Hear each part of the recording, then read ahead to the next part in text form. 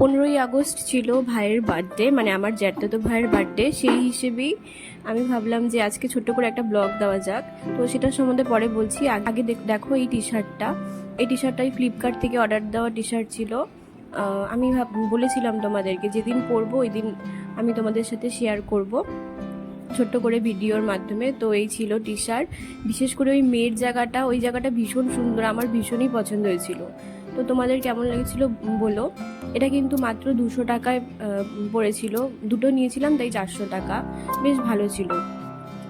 তো যাই হোক, এরপর ভাইয়ের বার্থডে উপলক্ষে বড় মা, মানে আমার বড় জেঠিমা আর কি, ভাইয়ের মা ফ্রাইড রাইস বানিয়েছিল আর সঙ্গে পাঁঠার মাংস বানিয়েছিল। তো ঘরেই দিয়ে গেছিলো দুপুরবেলায়। কিন্তু তখন যেহেতু আমি মাত্রই খাওয়া দাওয়া করে উঠছিলাম, তাই আর তখন সেরকমভাবে খেতে পারিনি। তাই অল্প একটু টেস্ট করেছিলাম, তাও মানে সামনে এত ভালো জিনিস দেখে কেই বা থাকতে পারে, তাই আমি অল্প একটু টেস্ট করেছিলাম।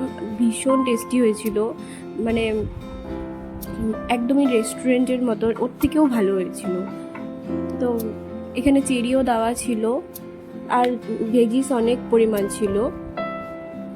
মাংসটাও বেশ ভালো সেদ্ধ হয়েছিল। আমি বেশি তখন খাইনি যদিও। এরপরে রাত্রে ট্রাই করেছিলাম। সেইভাবে করে ভাইয়ের বার্থডে বড় করে তো সেলিব্রেট করা হয়নি, ওই বাড়ির লোকেরাই সবাই আর কি ছোট্ট করে সেলিব্রেট করে আনন্দ করা। তো দুপুরবেলা এটা ট্রাই করেছিলাম, পরে বিকেলবেলা আবার ওই কেক ঠেক কাটার ব্যাপার ছিল। তো কেক বিকেল বলতে ওই রাতই হয়ে গেছিলো।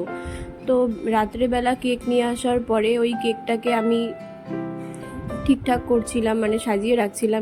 এই দায়িত্বটা না আমারই থাকে, মানে বাড়িতে যারই বার্থডে হবে ওই কেক কাটার, মানে পরবর্তীতে কেটে সার্ভ করার আর হচ্ছে কেক টেক সাজানোর, এই দায়িত্বটা আমারই থাকে। তো এই ছিল, আমার ভাইয়ের নাম লেখা আছে কেকটাতে।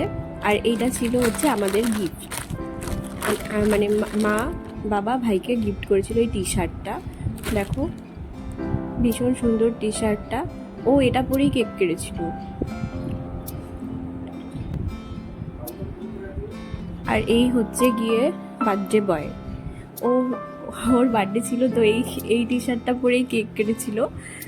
তো ওকে একটা ছোট্ট করে ভিডিও করে নিয়েছি। এরপর গিয়ে কেক কাটা, সেলিব্রেট করা, এইসবই।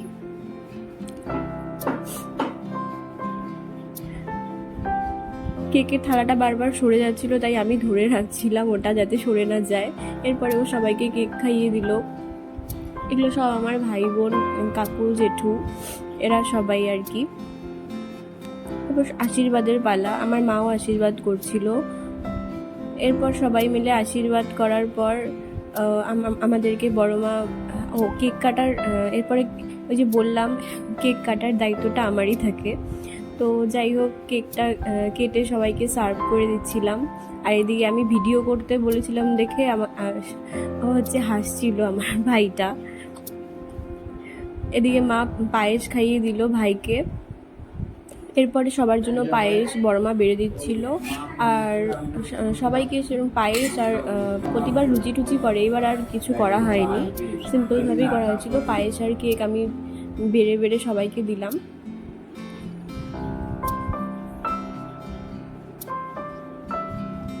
গরম এত ছিল যে কেকটা ফ্রিজে রাখার পরও একটু গলা গলা হয়ে গেছিল। এটা কিন্তু নিরামিষ কেক ছিল।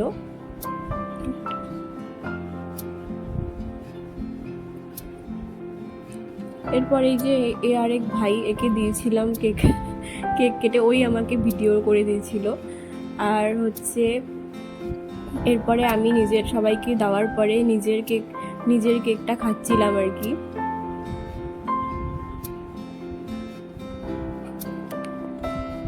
কেকটা বেশ ভালো ছিল, চকলেট কেক আমার বরাবরই ভালো লাগে।